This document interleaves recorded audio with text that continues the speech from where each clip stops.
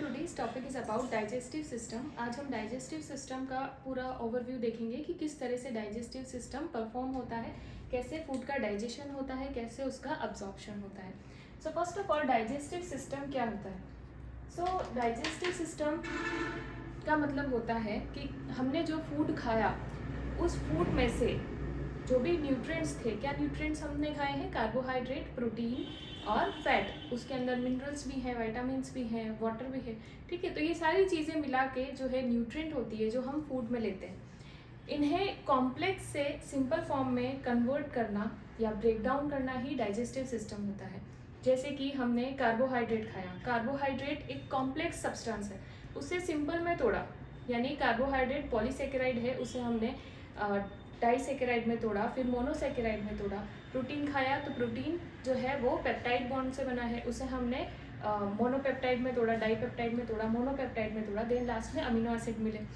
Fat आपने खाया, fatty acid, तो उसे आपने जो है जो आपने ट्राइग्लिसराइड खाया फैट के अंदर, तो आपने उसे फैटी एसिड और ग्लिसरॉल में ब्रेक डाउन किया. तो ये जो ब्रेक डाउन करने के बाद जो प्रोडक्ट बनते हैं ये सिंपल प्रोडक्ट है. ठीक है, और इसे ही जो है ब्लड में अब्जॉर्ब किया जाता है, जिससे हमें एनर्जी मिलती है, हमारी बॉडी फंक्शन कर पाती है इन्हें यूज़ करके. तो ये ऑल ओवर डाइजेस्टिव सिस्टम होता है. ठीक है, तो यहाँ पर मैंने एक डायग्राम ड्रॉ कर रखा है जो कि आपको दिख रहा है माउथ से लगा के एनस तक. इस पूरे डायग्राम को हम बोल सकते हैं एलिमेंट्री कैनाल.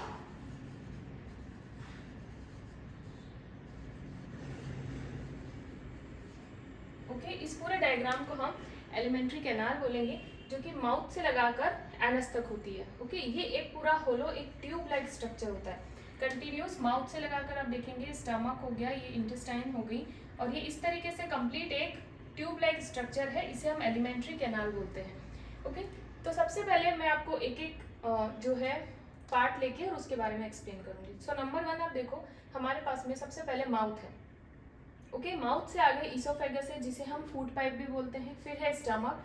स्टमक के बाद में है आपका यहाँ पर स्टमक आगे जाकर खुलेगा जो है स्मॉल इंटेस्टाइन के अंदर, जिसके 3 पार्ट हैं. क्या क्या पार्ट है? डिओडेनम, जेजेनियम और इलियम. देन स्मॉल इंटेस्टाइन आगे जाकर लार्ज इंटेस्टाइन में खुलेगी और उसके पार्ट हैं caecum, colon and rectum. 3 part है, और लास्ट में ये रेक्टम एनस में जाकर खुलेगा. ठीक है, और यहाँ पर एक सीकम से अलग से स्ट्रक्चर दिख रहा है जिसे हम बोलेंगे अपेंडिक्स. तो क्या फंक्शन है, कैसे काम करती है हर एक ऑर्गन इसके अंदर, वो मैं आपको बताती हूँ. सो नंबर 1 आप देखो माउथ. ठीक है, तो डाइजेशन का जो स्टार्टिंग पॉइंट है वो माउथ में है. माउथ से ही डाइजेशन स्टार्ट हो जाता है. तो माउथ में क्या क्या है, आप नंबर 1 देखो कि माउथ ले लिया, तो माउथ में हमारे पास क्या है? माउथ में हमारे पास में टंग है, टीथ है. ठीक है, टंग है, टीथ है और सलाइवरी ग्लैंड है. सबसे पहले टंग देखें, तो टंग के ऊपर हमारे टेस्ट बर्ड्स होते हैं. अगर ये टंग है तो इसके ऊपर टेस्ट बर्ड्स होते हैं जो कि हमें टेस्ट करने में हेल्प करते हैं. यानी हमने स्पाइसी खाया है, स्वीट खाया है, सॉर खाया है, किस तरीके का फूड खाया है, उसका टेस्ट कैसा आएगा? टंग के ऊपर जो टेस्ट बर्ड्स प्रेजेंट है. ठीक है, ये कौन सी टेस्ट बर्ड्स होती हैं? फंजीफॉर्म, फॉलिएट, फिलीफॉर्म, सर्क्यूमवेलेट.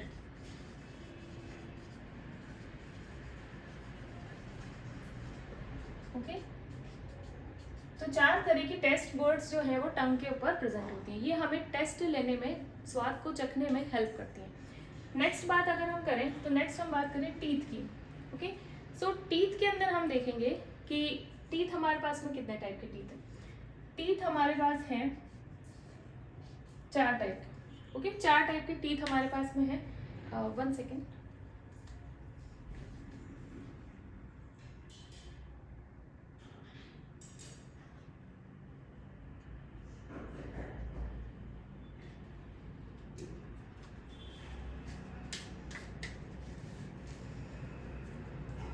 ओके, तो ये कब हुआ? टंग के ऊपर जो टेस्ट बर्ड प्रेजेंट है, जिससे हम टेस्ट को महसूस कर सकते हैं, सेंस कर सकते हैं. नेक्स्ट अगर हम बात करें टीथ की, तो टीथ हमारे पास में 4 टाइप के टीथ हैं. कौन से हैं? नंबर 1 है इंसीजर, 2 है canine,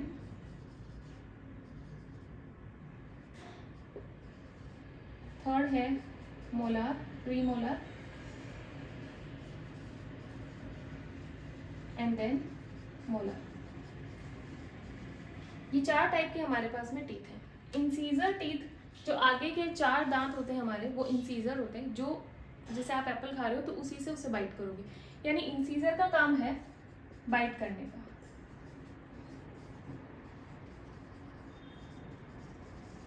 okay, then canine. Canine जो हमारे लास्ट में, जो ये जो 4 टीथ आगे के हैं उसके बाद में जो हमारे पास जो तीखा दांत होता है उसे हम बोलते हैं कैनाइन।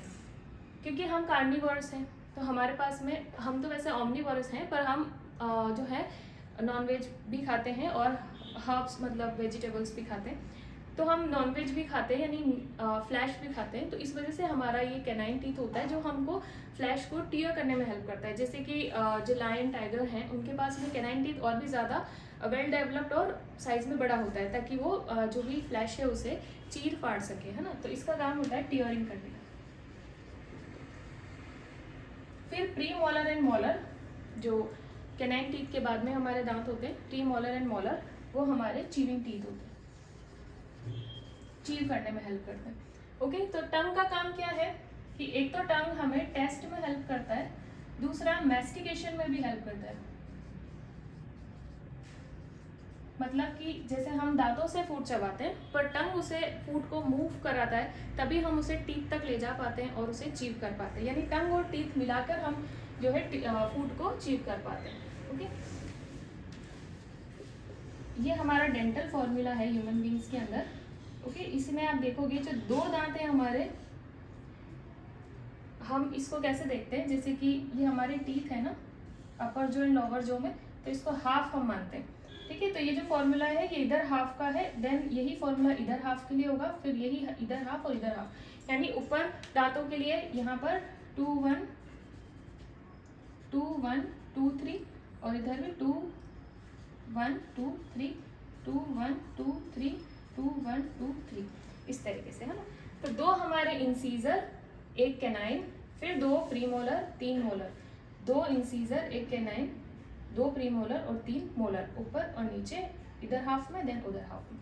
तो इस तरीके से टोटल हमारे पास में 32 टीथ होते हैं। बट ये हमारे टेम्परेरी टीथ हैं, ठीक है, और सॉरी परमानेंट टीथ हैं, ये हमारे परमानेंट टीथ हैं। और जब हम 6 साल तक के होते हैं, 6 ईयर्स से जो पहले के हमारी एज होती है, जब हमारे दांत आने स्टार्ट होते हैं, मतलब 6-7 मंथ का जो बेबी होता है, ठीक है, 6 मंथ से लगाकर जो हमारी 6 ईयर तक की एज होती है, इसमें हमारे टेम्परेरी टीथ प्रेजेंट होते हैं, मिल्क टीथ जिसे हम बोलते हैं। ठीक है, टेम्परेरी बोल लो या मिल्क टीथ बोल लो। ठीक है, ये हमारे प्रेजेंट होते हैं 20 नंबर्स में। फिर ये फॉलो हो जाते हैं 6 साल के बाद में, और फिर हमारे परमानेंट टीथ आ जाते हैं जो कि 32 नंबर होते हैं। लास्ट में हमारा विजडम टीथ होता है जिसे हम अकलदाढ़ बोलते हैं, जिसका कोई इतना रोल नहीं है, वेस्टिजल ऑर्गन है, वो वेस्टिजल है टीथ, तो वो क्या है अगर निकाल दो या टूट भी जाए तो उससे कोई हमें फ़र्क नहीं पड़ता। ओके, तो ये तो हुआ हमारा टीथ एंड टंग। अभी मैं बात करूँगी सैलिवरी ग्लैंड के बारे में। तो हमारे पास में सलाइवरी ग्लैंड जो कि सलाइवा का सिक्रेशन करती है। कितनी सलाइवरी ग्लैंड होती है? नंबर 1 हमारे पास में होती है parotid, then submaxillary, then sublingual.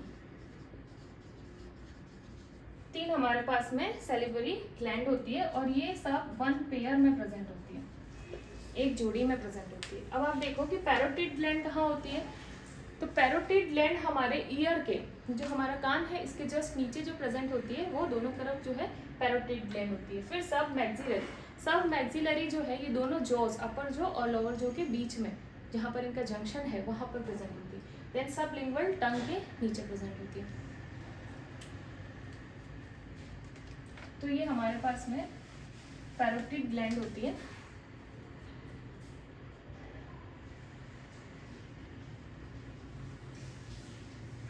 Salivary gland,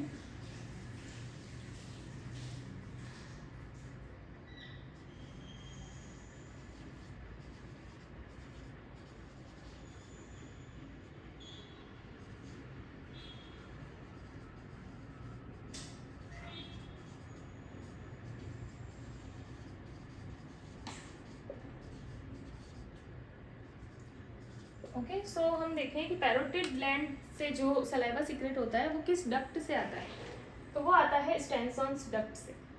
सब मैक्सिलरी से जो सलाइवा सीक्रेट होता है वो आता है वॉटर्न्स डक्ट से, और सब लिंगुअल से जो सीक्रेट होता है वो डक्ट ऑफ रेविनस या जिसे बार्थोलिन डक्ट भी बोलते हैं।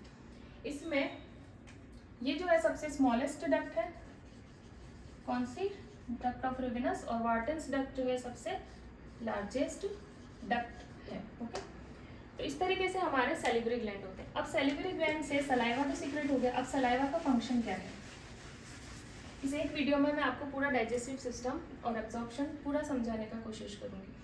तो सैलिवरी ग्लैंड में एक एंजाइम होती है सलाइवरी एमाइलेज।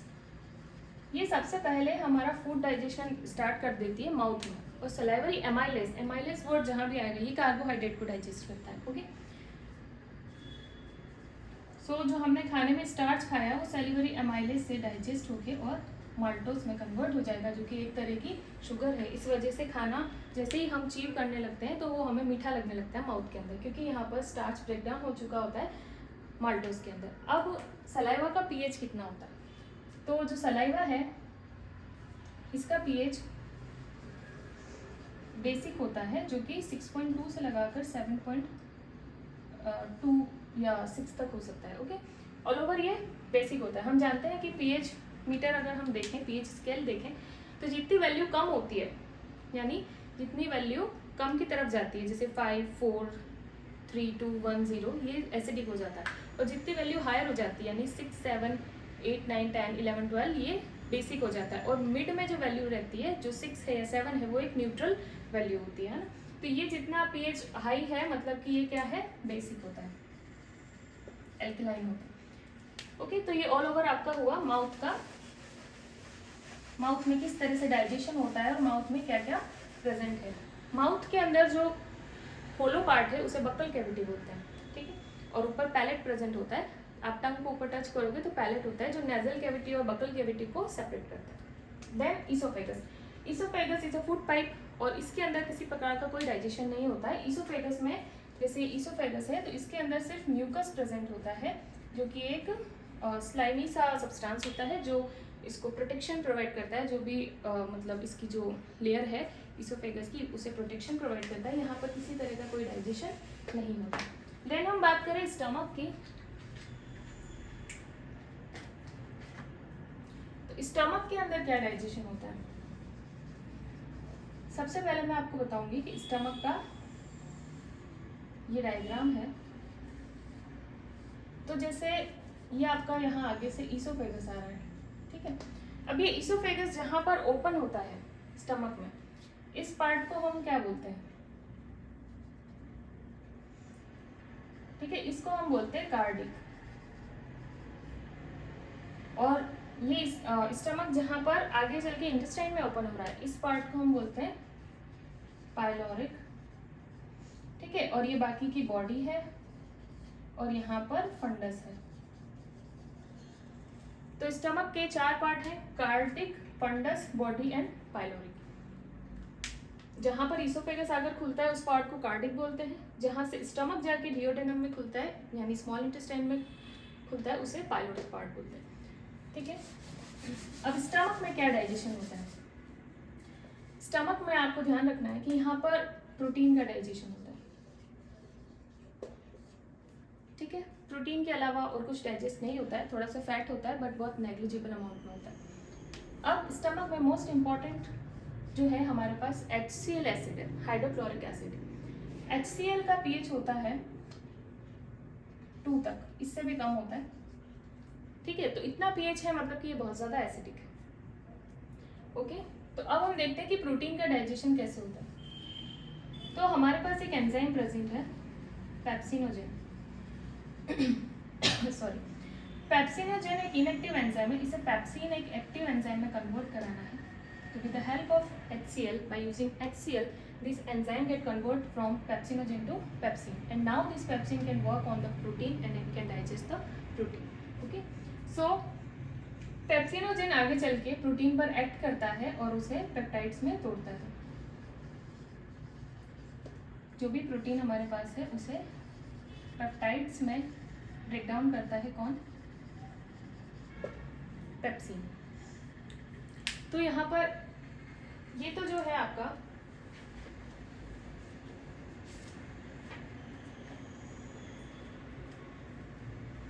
पेप्सिन एंजाइम हमें चाहिए थी, ठीक है ना। तो पेप्सिनोजेन को पेप्सिन में कन्वर्ट करना था, वो हमने किसकी हेल्प से किया है?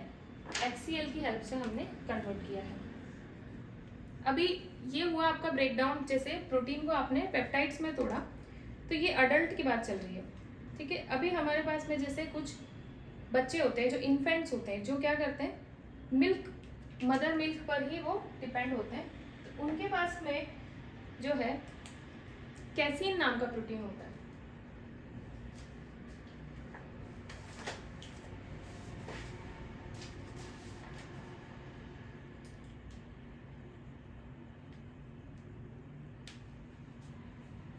ठीक है, जो बच्चे होते हैं उनके पास में कैसीन नाम का प्रोटीन होता है। तो उसे कैसे ब्रेक डाउन करना है, कैसीन को पैराकेसीन में किस तरीके से ब्रेक डाउन करना है,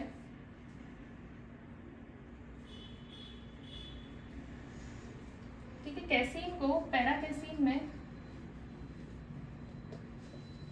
किस तरीके से ब्रेक डाउन होगा, तो इसके लिए इन बच्चों के पास सबसे पहले प्रोरेनिन नाम की एंजाइम होती है, ठीक है। प्रोरेनिन, ये प्रोरेनिन एंजाइम रेनिन में कन्वर्ट होती है, ठीक है, with the help of HCl, और ये रेनिन आगे चल के एक्ट करता है और कैसीन को पैराकेसीन में ब्रेक डाउन करता है, ठीक है। आगे ये पैराकेसीन कैल्शियम के साथ में रिएक्ट करता है और कैल्शियम के साथ बाइंड हो जाता है,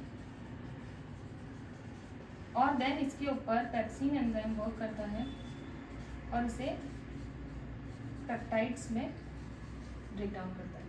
तो ये जो प्रोसेस है, ये इन्फेंट्स के अंदर, इन्फेंट्स जो छोटे बच्चे होते हैं जो दूध पर फीड करते हैं, मदर मिल्क पर, उनके अंदर ये प्रोसेस चलेगा, और ये हम अडल्ट के अंदर। तो यहाँ पर हमारे पास HCl का काम क्या है कि HCl एक एसिडिक मीडियम प्रोवाइड करता है जहाँ पर पेप्सिन एंजाइम वर्क कर सकता है। सबसे पहले पेप्सिनोजेन था, उसे हमने पेप्सिन में कन्वर्ट कराया, देन ये पेप्सिन जाकर प्रोटीन को पेप्टाइड्स में ब्रेक डाउन करेगा। और बच्चों की बात करें तो बच्चों के पास में कैसीन प्रोटीन को हमें तोड़ना है, पर उसके लिए पहले हमको प्रोरेनिन को रेनिन में बदलना पड़ेगा with the help of HCl, then ये रेनिन जाकर कैसीन पर वर्क करके उसे पैराकेसीन में ब्रेक डाउन करेगा, और फिर पैराकेसीन पर पेप्सिन एंजाइम काम करेगा। पेप्सिन एंजाइम होता ही नहीं अगर HCl नहीं होता तो, है ना। तो HCl ही पेप्सिनोजेन को पेप्सिन में बदलता है और एक एसिडिक मीडियम प्रोवाइड करता है जिसमें पेप्सिन एंजाइम वर्क कर सके और प्रोटीन को ब्रेक डाउन कर सके। दूसरा फंक्शन है कि HCl एसिडिक मीडियम है, तो इसमें जो भी हमने फूड खाया, फूड के अंदर जितना भी बैक्टीरिया वगैरह होगा उसे किल करने का काम भी HCl का होता है।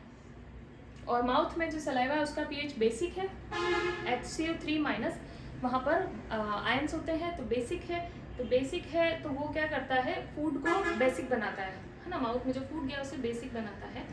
और दूसरी बात, लाइसोजाइम भी प्रेजेंट होते हैं सलाइवा के अंदर, जो कि बैक्टीरिया वगैरह को किल करने का भी रोल प्ले करते हैं। तो ये तो आपका हुआ स्टमक।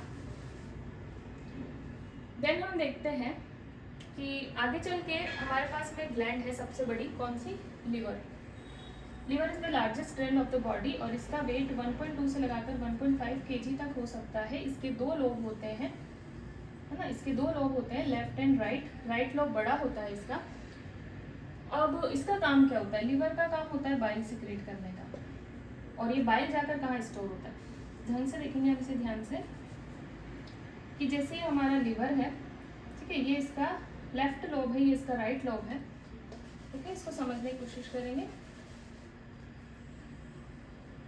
और ये लेफ्ट लोब और राइट लोब जो है, ये फैल्सीफेरम नाम के लिगामेंट से कनेक्टेड रहते हैं ना। अब इनके अंदर, लिवर के अंदर एक गैल ब्लैडर होता है, तो लिवर बाइल सिक्रेट करता है। बाइल के अंदर बिलीरुबिन, बिलीवर्डिन, दो पिगमेंट होते हैं जिस वजह से बाइल का रंग, कलर जो है येलो और ग्रीन होता है, ठीक है। बाइल जो सिक्रेट होता है लिवर के अंदर, वो जाके स्टोर हो जाता है गैल ब्लैडर में, और फिर वो आगे जाके सिक्रेट होता है, और ये कहाँ दे दिया जाता है? डिओडेनम के अंदर, ओके। एंड देन हमारे पास पैंक्रियाज है, ठीक है। पैनक्रियाज का 2 फंक्शन है, वो मैं आपको बाद में बताती हूँ। पहले आप देखो कि यहाँ लीवर के पास, देखो इसको समझने की कोशिश करो।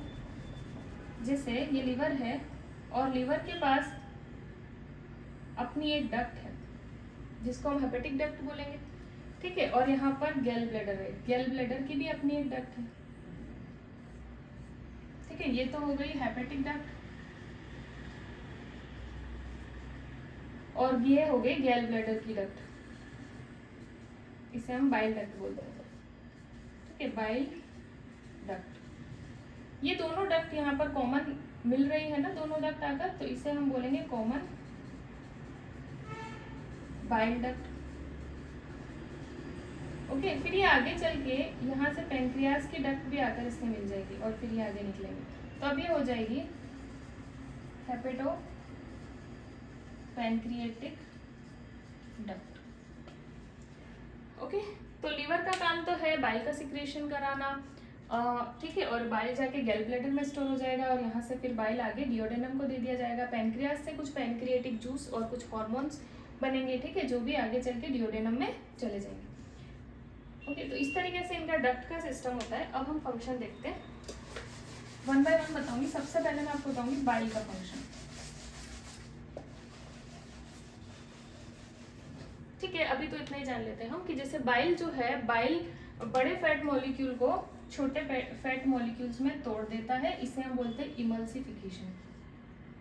इमल्सिफिकेशन, इससे क्या होता है कि जब बड़ा मॉलिक्यूल छोटे में टूट जाता है तो इसके ऊपर एंजाइम अच्छे से वर्क कर सकती है, इस पर सरफेस एरिया बढ़ जाता है, ठीक। तो बाइल का ये काम है। बाइल के पास में कुछ सॉल्ट होते हैं, जैसे टोरोकोलेट है, ग्लाइकोकोलेट है, सोडियम बाइकार्बोनेट है, तो इनका क्या रोल है वो हम आगे देखेंगे। ओके, ये तो हुआ लिवर। देन आपका है पैनक्रियाज। पैनक्रियाज 2 तरह से वर्क करता है, ये एंडोक्राइन ग्लैंड की तरह और एक्सोक्राइन ग्लैंड दोनों की तरह वर्क करता है। तो यहाँ पर हम देखें, एंडोक्राइन एक डक्टलेस ग्लैंड होती है, हम भी जानते हैं, जो कि डायरेक्ट अपना सिक्रेशन ब्लड में देती है, और एक्सोक्राइन ग्लैंड जो है वो डक्ट वाली ग्लैंड होती है, जो कि डक्ट के थ्रू अपना सिक्रेशन देती है। तो एक्सोक्राइन ग्लैंड से तो ये डाइजेस्टिव जूसेस का सिक्रेशन करेगा, और एंडोक्राइन ग्लैंड से ये कुछ हार्मोन बनाएगा, जैसे कि insulin, glucagon and somatostatin. Insulin जो है वो बीटा सेल से बनेगा, ये अल्फा से बनेगा, और ये डेल्टा सेल से बनेगा। अब इंसुलिन का क्या फंक्शन है उसे हम देखेंगे। ये हमारे बॉडी का ब्लड शुगर लेवल कंट्रोल करता है, उसे बैलेंस करता है। जैसे कि ये हमारी ब्लड वेसल है और ये हमारा लीवर है, मान लो, ठीक है। अब मान लो आपने अभी खाना खाया तो आपके अंदर ब्लड में बहुत ज़्यादा शुगर हो गई, तो ज़्यादा शुगर हम रखेंगे ब्लड में तो हमें डायबिटीज़ हो जाएगी। तो हम क्या करेंगे, मैं इसे यहाँ से रब करके फिर समझाती हूँ। इस तरीके से इंसुलिन जो है ब्लड शुगर को कंट्रोल करता है, ठीक है। ये आपका ब्लड वेसल है, ठीक है, ये आपका लीवर है। तो अब इधर जैसे आपका ब्लड है, इसमें ग्लूकोज लेवल हाई हो गया, तो इंसुलिन क्या करेगा, जो ग्लूकोज है उसे ग्लाइकोजन में कन्वर्ट करा के लीवर में स्टोर करा देगा, कौन, इंसुलिन। तो इससे क्या हुआ, आपका ब्लड शुगर कम हो गया, है ना। जिनको डायबिटीज़ होती है उनके पास इंसुलिन नहीं होता है, इंसुलिन की कमी होती है, तो उनका जो ब्लड शुगर है वो हमेशा हाई रहता है, क्योंकि वो ग्लाइकोजन में कन्वर्ट होकर लीवर में नहीं जा सकता। अब जब ब्लड में ग्लूकोज लेवल कम हो जाएगा, तब इस ग्लाइकोजन को तोड़कर और फिर से ग्लूकोज बना लिया जाएगा with the help of glycogen. तो ये दोनों ग्लूकागॉन, सॉरी, तो ये दोनों हार्मोन ब्लड शुगर लेवल को बैलेंस करने का काम करते हैं। सोमेटोस्टैटिन इन दोनों को बैलेंस करने का काम करता है, ठीक है। तो इस तरीके से पैनक्रियाज, एंडोक्राइन सिस्टम उसका ऐसे काम करता है, और एक्सोक्राइन सिस्टम कुछ जूसेस सिक्रेट करता है, जैसे कि पैनक्रिएटिक एमाइलेस होता है उसके अंदर, डाइजेस्टिव जूस में पैनक्रिएटिक लाइपेज होता है। देन प्रोटीन के लिए ट्रिप्सिनोजेन होता है, ट्रिप्सिनोजेन,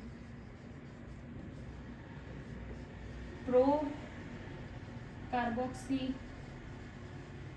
पेप्टाइडेज, देन काइमोट्रिप्सिनोजेन। ये सारे एंजाइम्स होते हैं हमारे पेनक्रियास के पास में, ठीक है। तो ये डाइजेशन का काम करते हैं, कैसे वो हम देखते हैं। इतने बात आपको समझ में आई है कि लीवर से बाइल और पेनक्रियास से डाइजेस्टिव जूसेस आगे चल के डिओडेनम में आएंगे। स्टमक में प्रोटीन का डाइजेशन हम देख चुके हैं,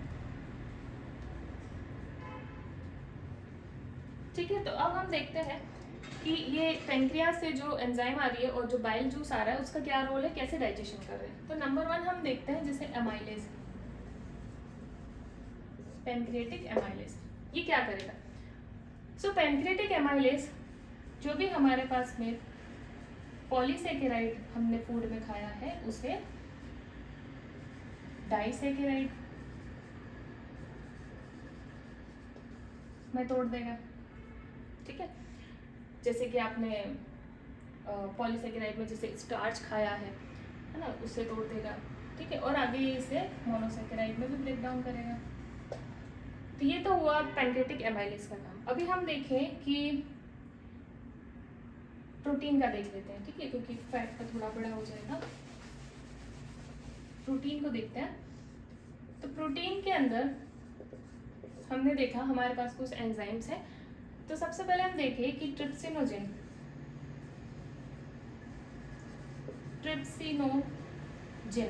ये इनएक्टिव है, हमें इसे पहले ट्रिप्सिन में बदलना है। तो कैसे बदलेंगे, यहाँ पर HCl वगैरह का कोई रोल नहीं है, यहाँ पर बेसिक मीडियम चाहिए और यहाँ पर एक एंटेरोकाइनेस करके एंजाइम आती है जो कि इंटेस्टाइनल फ्लूइड में प्रेजेंट होती है। तो वो जो है ट्रिप्सिनोजेन को ट्रिप्सिन में बदलती है। अब ये आगे ट्रिप्सिन काम करेगा, जैसे आपके पास में प्रोकार्बोक्सी पेप्टाइडेज है, ठीक है। तो इसे बदल देगा कार्बोक्सी पेप्टाइडेज में, कौन, ट्रिप्सिन, क्योंकि वो हो गया एक्टिव, अब ये काम कर सकता है।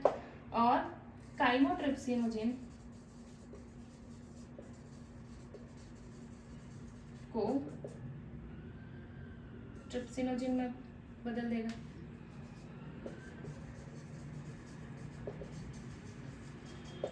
ठीक है। तो इस तरीके से ट्रिप्सिन आगे वर्क करता है और अब ये मिलकर ये सारे एंजाइम्स जो है आगे प्रोटीन का डाइजेशन करेंगी, ये प्रोटीन को पेप्टाइड्स में ब्रेक डाउन कर देंगी। प्रोटीन का स्ट्रक्चर आई थिंक आपको पता होगा, मैं एक बार बता देती हूँ। जैसे कि मान लो छोटे छोटे रुद्राक्ष की जो माला होती है उसमें छोटे जो रुद्राक्ष लगे होते हैं, वो आप मान लो कि एमिनो एसिड्स है ना, उसकी हमने एक चेन ली, ये वो एमिनो एसिड है, उसकी एक चेन ले ली, तो ये क्या बन गई आपके पास, मोनोपेप्टाइड, ठीक है। उसकी हमने 2 चेन ली और उसे हमने मिला दिया तो डाइपेप्टाइड। उसकी हमने और एक चेन ली और एक चेन ली, बहुत सारी चेन ले ली तो पॉलीपेप्टाइड बन गई। पॉलीपेप्टाइड मिला के एक प्रोटीन बनाती है, ठीक है। सबसे पहले हम पॉलीपेप्टाइड को डाइपेप्टाइड में तोड़ लेंगे, डाइपेप्टाइड को मोनोपेप्टाइड में तोड़ लेंगे, देन मोनोपेप्टाइड से हम अमीनो एसिड में तोड़ लेंगे।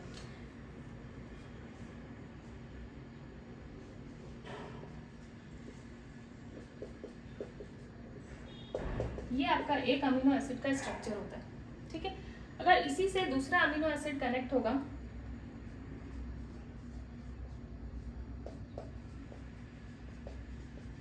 इस तरीके से होगा, यहाँ से एक H2O निकल जाएगा, ऐसे ऐसे करके अमीनो एसिड्स कनेक्ट होते जाएंगे, ठीक है।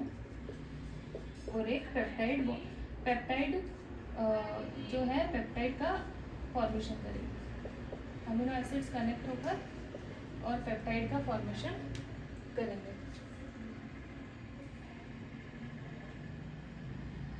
ठीक है। तो नेक्स्ट हम देखते हैं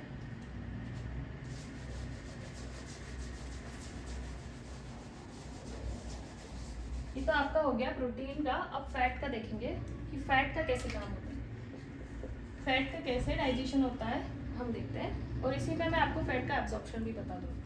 सबसे पहले तो मैंने आपको बोला कि बड़े मॉलिक्यूल को छोटे मॉलिक्यूल्स में तोड़ना है। फैट के फॉर्म में हम खाते हैं ट्राइग्लिसराइड, ठीक है, शॉर्ट में लिख लेते हैं ट्राइग्लिसराइड, ठीक है। ट्राइग्लिसराइड के बड़े मॉलिक्यूल को छोटे में तोड़ना है with the help of bile, ठीक है। बाइल उसे तोड़ देगा, इसे हम क्या बोलते हैं, इमल्सिफिकेशन। कि ऐसा क्यों किया, ताकि पैंक्रियाटिक लाइपेज आकर इस पर अच्छे से वर्क कर सके, इसका सरफेस एरिया बढ़ जाएगा फैट का। ओके, अब देन हम आगे देखें कि ये तो आपने ब्रेक डाउन कर लिया। अब इस पर एक छोटा मॉलिक्यूल ले लेती हूँ मैं, इस पर आकर जो है लाइपेज एंजाइम लग गई, पैंक्रियाटिक लाइपेज है ना, ये इसको ब्रेक डाउन करेगी। ब्रेक डाउन करेगी तो एक जो ट्राइग्लिसराइड है हमारे पास वो किस में टूट जाएगा, फैटी एसिड एंड ग्लिसरॉल के अंदर। ठीक है, फैटी एसिड एंड ग्लिसरॉल में। अब ये फैटी एसिड जो है इसे जाना है इंटेस्टाइन की सेल के अंदर, इसे थोड़ा बड़ा बना लेती हूँ। इंटेस्टाइन की सेल के अंदर जाना है, पर ये जा नहीं सकता क्योंकि ये क्या है, हाइड्रोफोबिक है।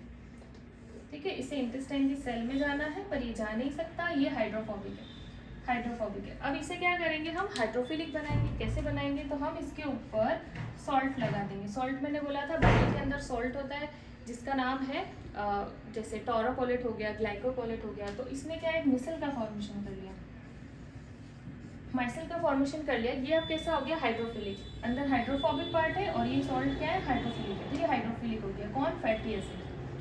अब ये फैटी एसिड इंटेस्टाइन की सेल्स में जा सकता है। अंदर आने के बाद में देखो, ट्राइग्लिसराइड से फैटी एसिड सेल के अंदर आया। अब इस फैटी एसिड को हम फिर से किस में कन्वर्ट कर लेंगे, ट्राइग्लिसराइड में। इस प्रोसेस को बोलते हैं स्टेरिफिकेशन।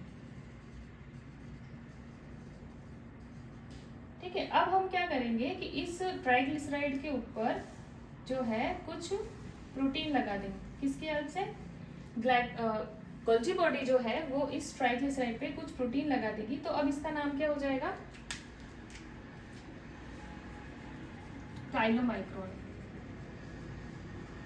ठीक है, काइलोमाइक्रोन, काइलोमाइक्रोन। ठीक है, ये तो आपका जो ये अंदर आया वो ये रहा। ठीक है, अब इससे हमारे पास क्या बन गया, काइलोमाइक्रोन।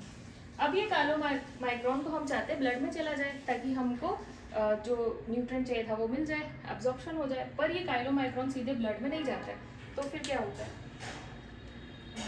मैं यहाँ ड्रॉ करती हूँ।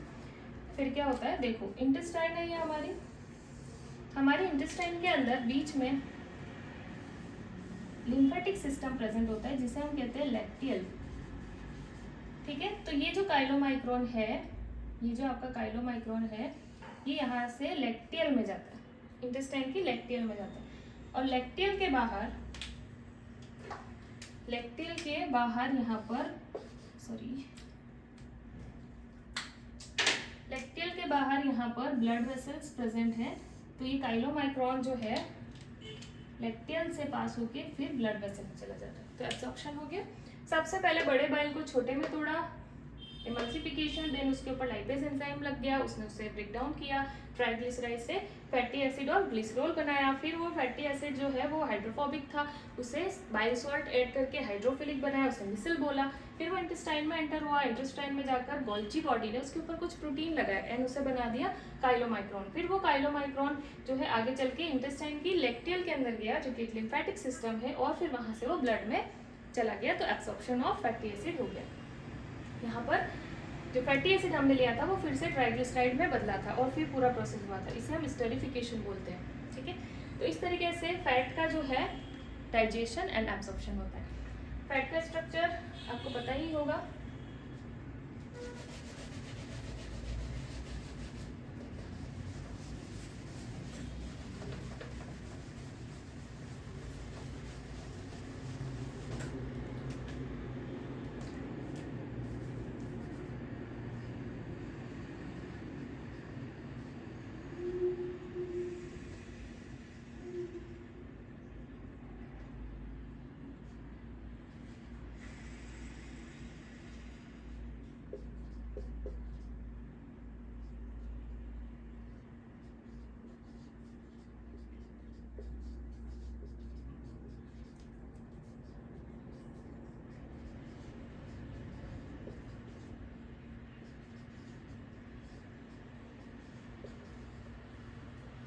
ये है आपका ग्लिसरॉल और ये है फैटी एसिड। ओके, ये है glycerol, this one, and this is fatty acid. Okay, and यहाँ से क्या होगा, H2O का रिमूवल हो जाएगा इस तरीके से। तो यहाँ पर आपको बन के मिलेगा ट्राइग्लिसराइड।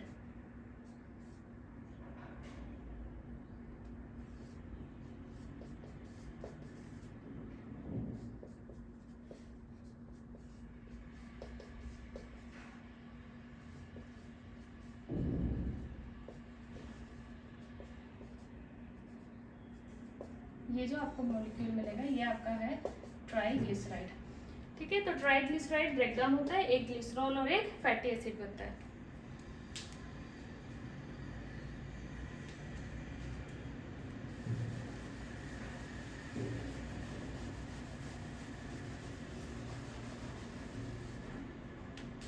ठीक है, और शुगर का आपको पता होगा, जैसे कि पॉलीसेकेराइड में स्टार्च है तो उसे डाइसेकेराइड में तोड़ दिया, डाइसेकेराइड को मोनोसेकेराइड में तोड़ दिया। तो डाइसेकेराइड जैसे हमारे पास है सक्रोज, माल्टोज, लैक्टोज। सक्रोज को हमने तोड़ा glucose plus fructose, and maltose को तोड़ा ग्लूकोज प्लस ग्लूकोज,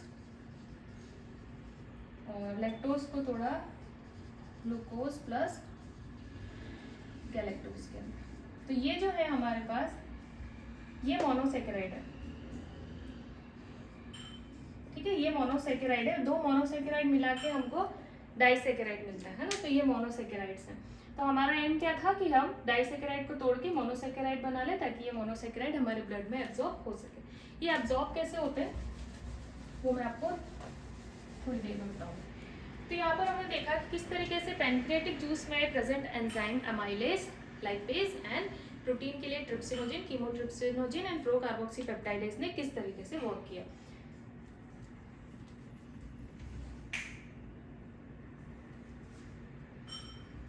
ठीक है, अब हम देखें आगे कि ये तो आपकी बात हो गई लिवर की और पैनक्रियाज की, और जो जिनका सिक्रेशन कहाँ हो रहा है, डिओडेनम के अंदर हो रहा है।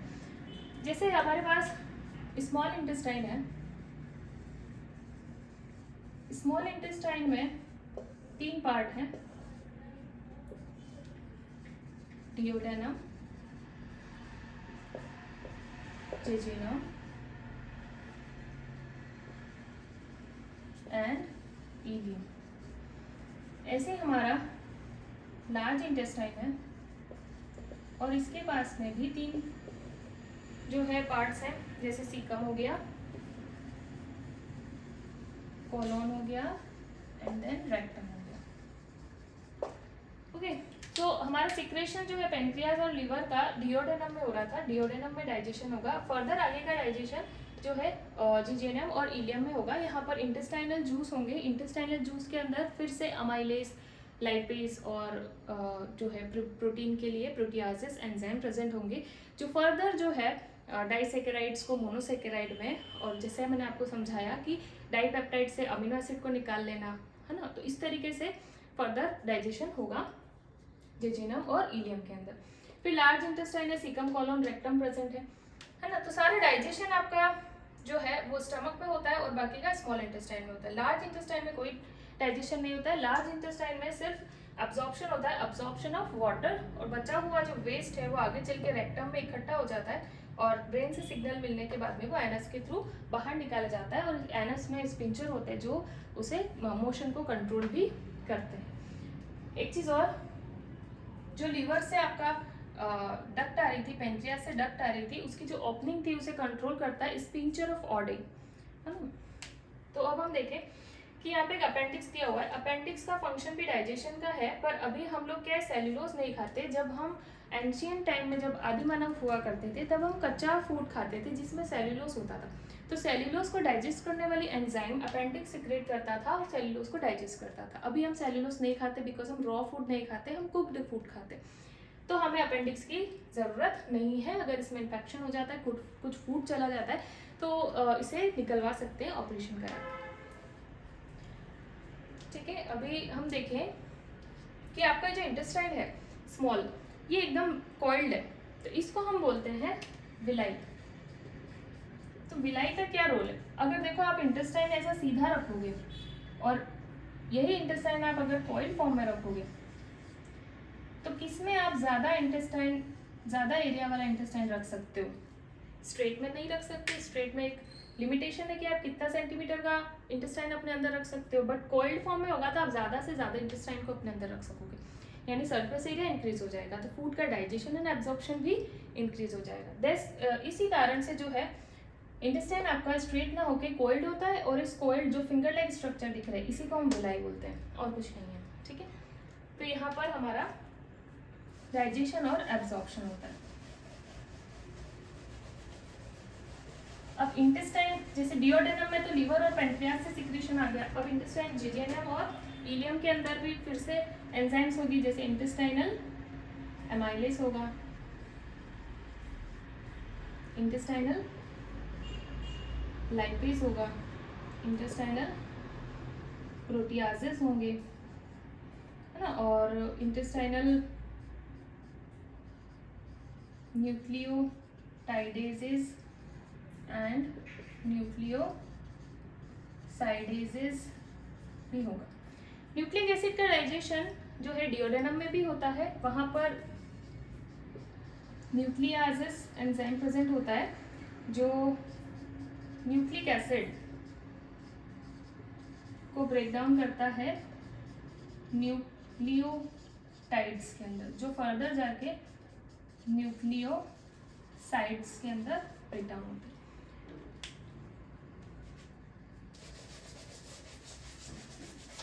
अब इंटेस्टाइनल, अच्छा एक चीज और कि सलाइवा का पीएच 6.2 से लगाकर 7.2 तक है, एचसीएल का पीएच 2 है, तो बाइल का पीएच क्या है? बाइल का पीएच है 8, पैनक्रियास का पीएच है 8.8, इंटेस्टाइनल जूस का पीएच है 8.3। ओके, बेसिक पीएच है इनके।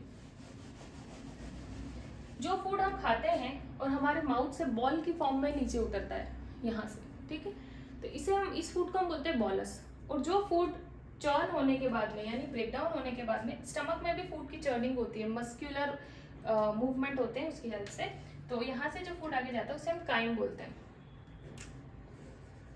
काइम। ठीक है, और इसोफेगस में हमारा एक पेरिस्टलासिस मूवमेंट होता है जिसकी हेल्प से ही फूड आगे जाता है। पेरिस्टलासिस मूवमेंट मतलब कॉन्ट्रैक्शन रिलैक्सेशन, कॉन्ट्रैक्शन रिलैक्सेशन। अगर इसोफेगस को काट के एक प्लास्टिक की ट्यूब लगा दी जाए तो कोई भी फूड आगे मूव नहीं हो पाएगा, स्टक हो जाएगा, पर क्योंकि यहाँ पर मस्क्यूलर इसोफेगस है तो कॉन्ट्रैक्शन रिलैक्सेशन होता है जिससे फूड को धक्का लगता है, फूड आगे की तरफ मूव होता है। ठीक है, तो अभी हम देखें कि जैसे सबसे पहले हमारे पास था पॉलीसेकेराइड, जिसे हमने डाइसेकेराइड और मोनोसेकेराइड में ब्रेक डाउन किया, है ना। ये फर्दर का ब्रेक डाउन जो है वो इंटेस्टाइन में प्रेजेंट इंटेस्टाइनल एमाइलेस से होगा। फिर हमारे पास में प्रोटीन की पॉलीपेप्टाइड की चेन थी जिसे हमने dipeptide, then monopeptide, then amino acid में ब्रेक डाउन किया। ये फर्दर का प्रोसेस हमारे इंटेस्टाइन में प्रेजेंट प्रोटियासिस से होगा जो कि अमीनो एसिड को अलग कर लेंगे। ठीक है, देन फैट में हमने ट्राइग्लिसराइड को डाईग्लिसराइड, देन मोनोग्लिसराइड में ब्रेक डाउन किया। ये प्रोसेस हमारे इंटेस्टाइनल लाइपेज की हेल्प से हो जाएगा। ठीक है, और फर्दर न्यूक्लिक एसिड जिसको हमने न्यूक्लियासिस की हेल्प से न्यूक्लियोटाइड में ब्रेक डाउन किया, देन न्यूक्लियोसाइड में ब्रेक डाउन किया। ये फर्दर प्रोसेस इंटेस्टाइन में प्रेजेंट न्यूक्लियोटाइडेजेस और न्यूक्लियोसाइडेजेस की हेल्प से होगा। ठीक है।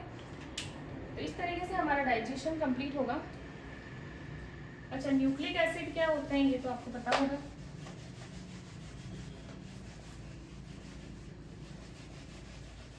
आरएनए और डीएनए, ठीक है।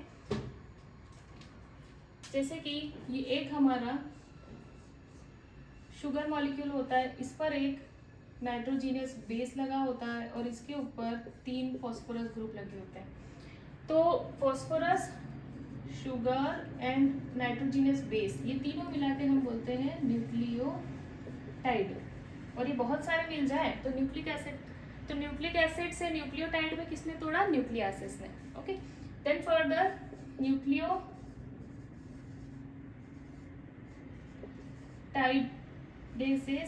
इसे न्यूक्लियोसाइड में तोड़ देंगे। तो न्यूक्लियोसाइड में क्या होगा? न्यूक्लियोसाइड में जो है शुगर होगी, बेस होगा, पर यहाँ पर फॉस्फोरस नहीं होगा, वो टूट जाएगा ना। इस तरीके से ये फर्दर आगे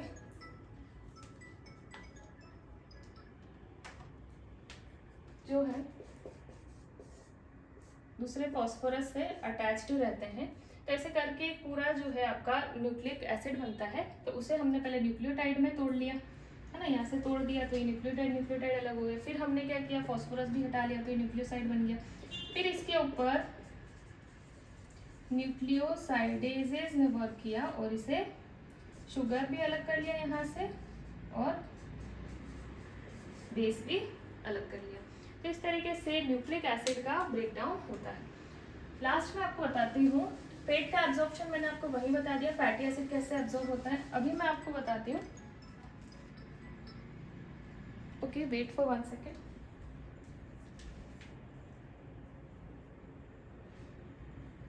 हेलो,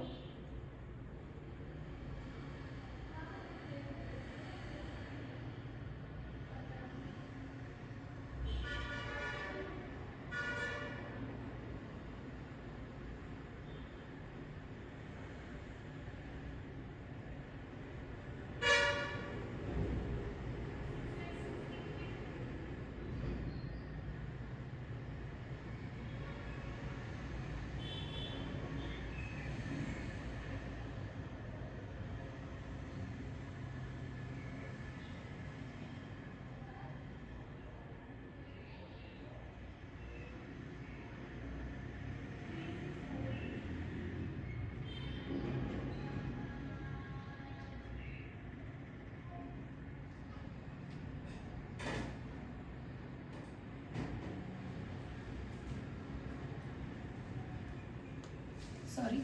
सो इस तरीके से जो है आपका यहाँ पर न्यूक्लिक एसिड का ब्रेकडाउन होता है। अभी हम देखेंगे कि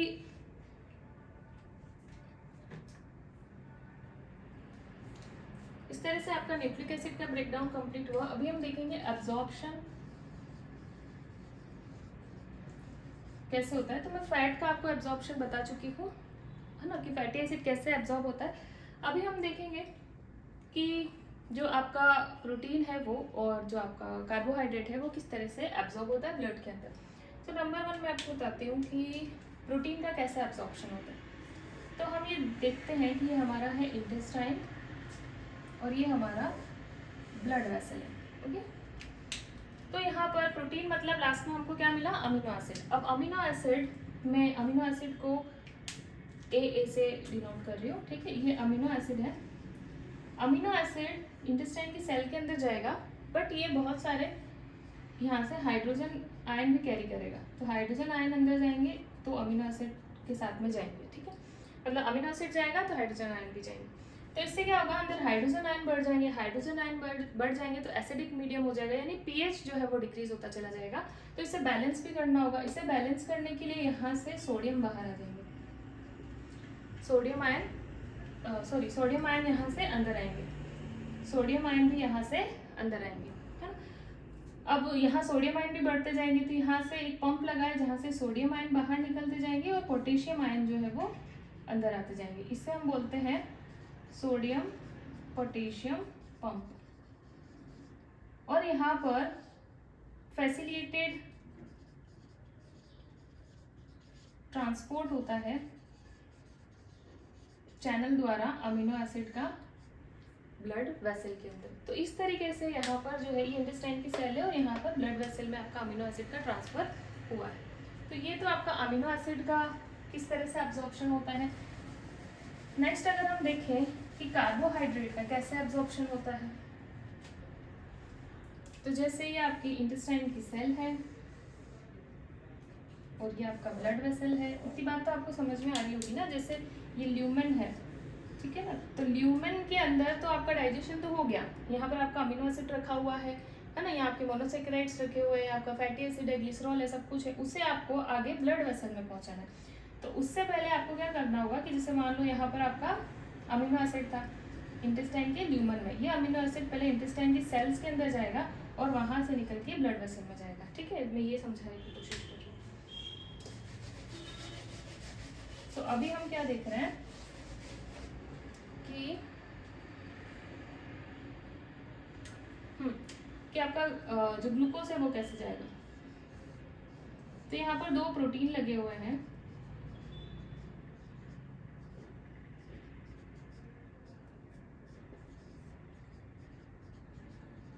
ठीक है, GLUT5, SGLT1 and SGLT2।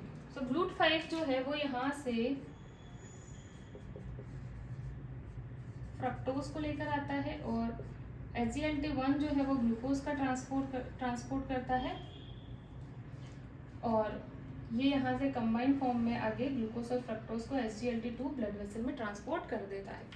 GLUT5 glucose transporter 5, SGLT sodium glucose को ट्रांसपोर्टर 1, सोडियम ग्लूकोज को ट्रांसपोर्टर 2। तो इसकी हेल्प से जो है ग्लूकोज का यानी कार्बोहाइड्रेट का भी आपका एब्जॉर्प्शन होता है। तो इस तरह आपका सभी जो आपके न्यूट्रिएंट थे उनका डाइजेशन और एब्जॉर्प्शन मैंने बताया। आई होप आपको समझ में आया होगा, नहीं आया तो वीडियो को फिर से रिकैप करके देखिए। तो सारा डाइजेशन हो गया, एब्जॉर्प्शन हो गया, फूड रेक्टम में आएगा और एनएस के थ्रू यहाँ से बाहर निकल जाएगा। So that's all for today. यहाँ आपका डाइजेशन और उनका एब्जॉर्प्शन कंप्लीट होता है। And if you like my video, hit the like button and subscribe my channel and share it with your friends. Keep learning. Thank you for watching.